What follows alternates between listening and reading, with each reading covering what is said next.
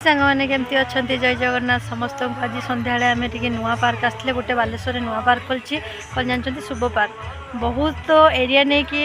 माने यहाँ या बहुत सुंदर भी लगुच गछ गुड़ाक छोट छोट बर्तमान ये बढ़ीगले बहुत सुंदर देखा यार गेट फीस थिला 30 टंका बहुत बुलाबुली भी बहुत जिनस अच्छी रूम भी एठारे एवेलेबल अच्छी जी चाहे रूम भी नहीं पार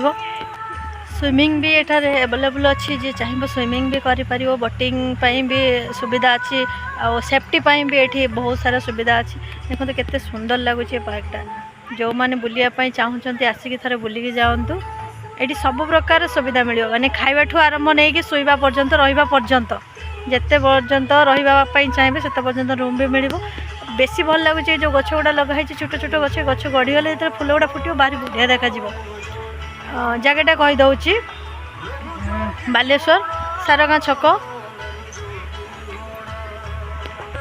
छक शुभ पार्क आसिकी जल्दी जल्दी बुलिकी जगह देखिकी जातु बहुत सारा मजा मस्ती करतु आउ कौन कौन सब थिला नेक्स्ट ब्लॉग रे मु निश्चय देखेबी। रही जय जगन्नाथ।